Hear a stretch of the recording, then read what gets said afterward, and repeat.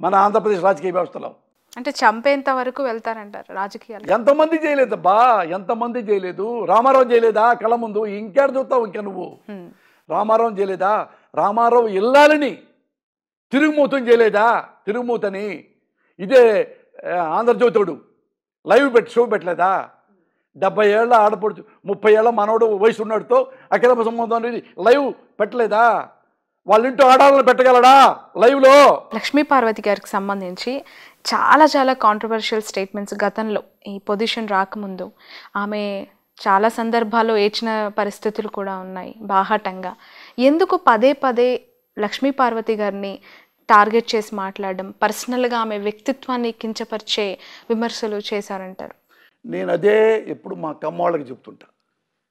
మా కమ్మ సోదరి మనులకి నేనేం చెప్తుంటానంటే, అమ్మా చంద్రబాబు మాట నమ్మి ఆ మహాతల్లిని ఇంత ఘోరంగా చేశారు, నమ్మొద్దు, చాలా మంచావా, నేను దగ్గరుండి చూసా.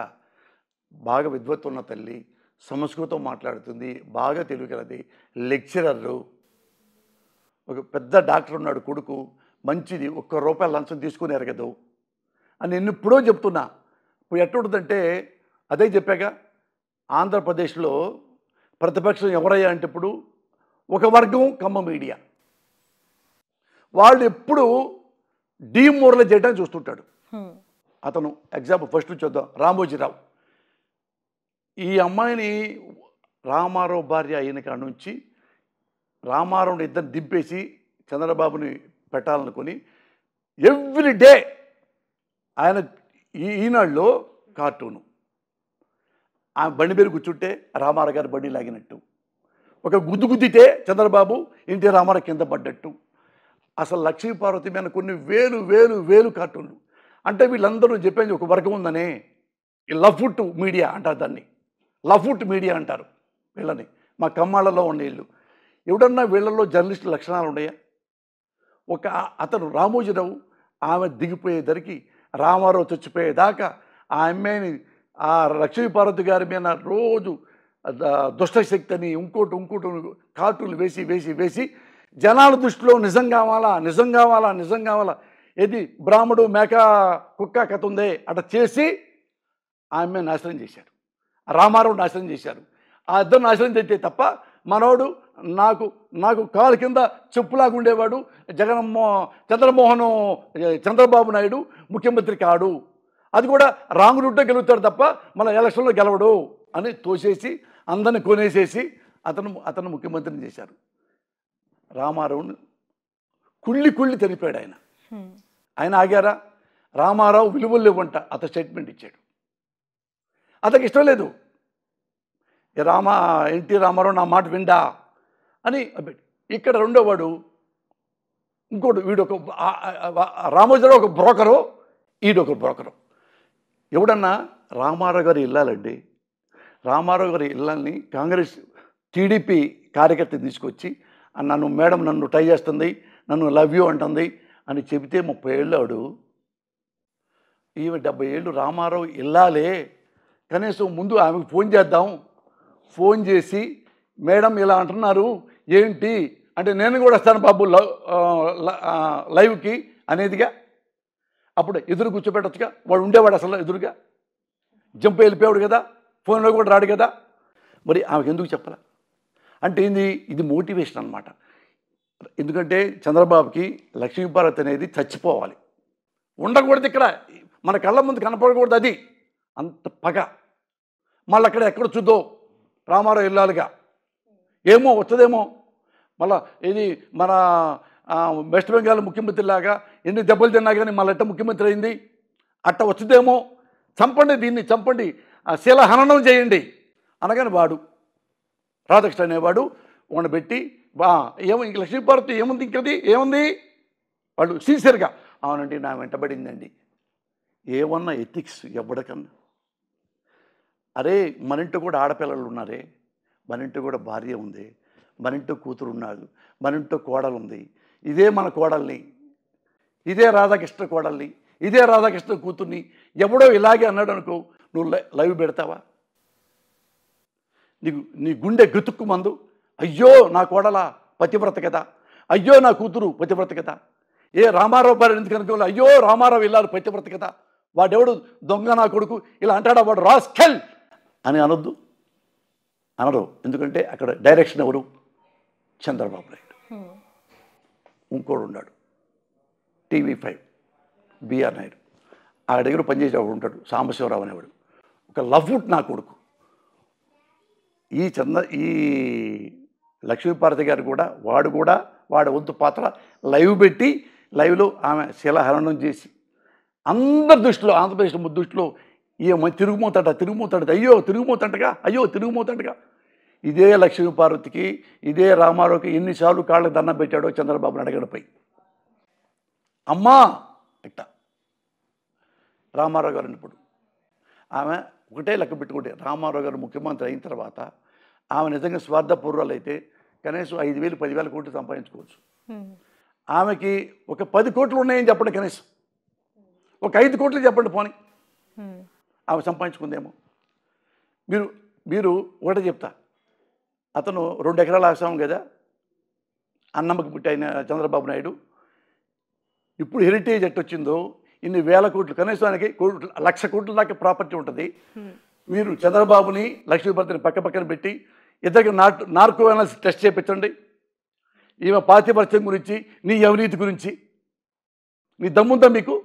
ఈ ముగ్గురు కూడా ఉండండి, రామోజీరావు, రాధాకృష్ణ, బిఆర్ నాయుడు. ఈ ముగ్గురిని కూడా ముగ్గురు ఈ చంద్రబాబు నాయుడు, లక్ష్మీపార్వతి మధ్యలో పెడదాం.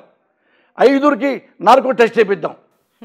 మీ 4 ఉత్తములు, మీ మగవాళ్ళు ఉత్తములు అంటే నేను మీ 4 కాళ్ళు పాలాభిషేకం చేసి అన్నీ మానేసి ఇక్కడి నుంచి బయలుదేరి వేరే రాష్ట్రం వెళ్ళిపోతాం. ఈ 4 దేవుళ్ళు ముందు నేను ఉండలేకపోతున్నాను అని వెళ్ళిపోతా. లక్ష్మీపార్వతి గారిని తీసుకొస్తా, దమ్ముందా? ఇదే చెబుతున్నా మా కమ్మాళ్ళతో, అమ్మ కమ్మ అని పెసుకొద్దు. వాడు దుర్మార్గులు, వాళ్ళు మోసగాళ్ళు. ఇప్పుడు నిన్న మీరు చాలా తీవ్ర వ్యాఖ్యలు చేశారు. అంటే సామాజిక వర్గానికి సంబంధించి సిగ్గుపడుతున్నాను కమ్మ కులంలో పుట్టినందుకు అని చెప్పి. ఆ సామాజిక వర్గం నుంచి వ్యతిరేకత వస్తుంది మీకు అని ఏం అనిపించలేదా? ఇప్పుడు నేను పుట్టినప్పుడు నాకు తెలియదు నేను కమ్మ కులంలో పుట్టానని. నేను కమ్మ యూనివర్సిటీలో చదువుకోవాలా, కమ్మ స్కూల్లో చదువుకోవాలా, కమ్మ ఎలిమెంటరీ స్కూల్లో చదువుకోవాలా. ఓన్లీ కమ్మ వాళ్ళ మధ్య నేను తిరగల. మద్రాసు పోయా, కమ్మవాళ్ళతోనే నేను తిరగల. హైదరాబాద్ వచ్చా, వీళ్ళు ఎంతమంది కమ్మస్తూ ఉన్నారు ఇక్కడ. ఒక కమ్మస్తోనే నా ప్రయాణం. కన్ను తెరిస్తే జరడం, కన్ను మూస్తే మరణం, రెప్పపాటే ప్రయాణం. ఎంతమంది వస్తారు, కులమేంటి, మతమేంటి, మనిషి అన్న ప్రతి వాడు మన ట్రావెల్ అవుతూ ఉంటాడు. ఎక్కడ పడితే అక్కడ, ఏ దేశం వెళ్ళినా, ఏ రాష్ట్రం వెళ్ళినా, ఏ ఊరు వెళ్ళినా, ఏ గల్లీ వెళ్ళినా, ఏ సందులోకి వెళ్ళినా. అంటే ఇప్పుడు నేను ఇంత స్తోమతగా నేను సంపాదించుకొని గొప్పగా ఉన్నానంటే కమ్మాళ్ళ వల్ల, నా తెలివితేట వల్ల, నా కష్టం వల్ల, నా చదువు వల్ల, నా క్యారెక్టర్ వల్ల. కమ్మాళ్ళ కమ్మ కులంలో పుట్టా, proudly I can say I'm Kamma. నేనేంటున్నాను, మీరు కమ్మవాళ్ళు గౌరవంగా బతుకుతారు, మంచివాళ్ళు. ఆడపిల్లలు కూడా వాళ్ళు కూడా పొలం వెళ్ళి పనిచేస్తారు భర్తలతో సహా. అంత గౌరవంగా ఉండే కమ్మ చంద్రబాబు నాయుడు మాయలో పడి, ఏమండి మా కమ్మాళ్ళు, మేము కమ్మాళ్ళం, కమ్మాడు పేపరే చదువుతాం, ఈనాడే చదువుతాం. మా కమ్మాడు ఆంధ్రజ్యోతి, మా కమ్మోడు అదే చదువుతాం. మా కమ్మోడిది ఈటీవీ అదే చూస్తాం. మా కమ్మోడిది ఆంధ్రజ్యోతి ఏబిఎన్ అదే చూస్తాం. సాక్షి చూడడం అదే రెడ్డిది అన్నవాళ్ళు ఎంతోమంది చూశాను నేను. ఏం కర్మ, ఇది కర్మ కదా. మరి తిట్టకుండా ఎలా ఉంటాం? అందరూ ఒక ఆమె చెప్పింది, నాకు తెలిసిన మా ఫ్రెండు, నేను రాను అని ఏబిఎన్ చూస్తాం, సాక్షి చూడండి, ఏబిఎన్ చూస్తా అంత మత్తు మంది పెట్టారు. అన్ని కమ్మ అంటున్నావు కదా. నీ కూతురు ఉంది, ఒక అక్కతో నేను మాట్లాడుతున్నా, ఒక అక్కతో, కమ్మ కులం అక్కతో మాట్లాడుతా. అక్క, నీ కూతురు ఉంది, నువ్వెవరిని కోరుకుంటావు? మిమ్మాయిని కమ్మోడికి ఇచ్చి పెళ్ళి చేయాలని కోరుకుంటాం. ఆ పెళ్లి కొడుకు ఎదవైనా, తాగుమూతైనా, తిరుగుమూతైనా, బేవర్స్ అయినా, డ్రగ్స్ వేసుకున్నా, తాగి పడిపోయేవాడైనా, రూపాయి ఆస్తి లేకపోయినా కమ్మోడేగా అన్ని కూతురికి ఇస్తావా? ఎందుకు ఇవ్వవు? కమ్మోడేగా. కమ్మాడైతే మాత్రం వాడు చదువుకో ఉండాలి కదా, వాడు ముద్దుముద్దుడు అయి ఉండాలి కదా, వాడు ముద్దు తాగకూడదు కదా, మంచి ఉద్యోగం ఉండాలి కదా, 10 ఎకరాల పొలం ఉండాలి కదా, మాకు కూడా 5 ఎకరాలు, అన్ని లక్షణాలు ఉన్నవాడికే ఇస్తాం. నీ కూతురికి కమ్మాడై ఉండాలి, అన్ని లక్షణాలు ఉండాలి, అందంగా ఉండాలి, అప్పుడు పిల్లనిస్తావు. దానివల్ల ఏంటంటే నీ కూతురు జీవితమే బాగుపడింది. ఇన్కేసి బేవర్సాడు వచ్చాడు అనుకో, నీ కూతురు జీవితమే నాశనం అవుద్ది. మరి నువ్వు మనవాడు చంద్రబాబు నాయుడు మన కమ్మోడని ఓటేస్తున్నావే, ఆంధ్ర రాష్ట్రం నాశనం కాదా? ఒక ఎమ్మెల్యేకి ఎత్తున్నావే, మన కమ్మోడు మన ఎమ్మెల్యే మనకేద్దాం, చంద్రబాబు నిలబెట్టాడు పొలం నుండి, వాడు మంచోడు కాకపోతే, వాడు అవినీతి పరుడైతే, ఈ సిగ్గే తెచ్చుకోమంటున్నాను శ్రావణి.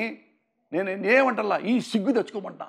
మనకి ఎవడైతే మనకేంటి, మన చంద్రబాబు అయితే ఏంటి, జగన్ అయితే ఏంటి, మరొకడైతే ఏంటి, ఇంకోటైతే ఏంటి, మనకి బాగా చేస్తున్నాడా లేదా, సర్వీస్ చేస్తున్నాడా లేదా, నీళ్ళు ఇప్పిస్తున్నాడా లేదా, కరెంట్ ఇస్తున్నాడా లేదా, అన్ని రకాలు చేస్తున్నాడా లేదా, అడ్డెళ్ళు.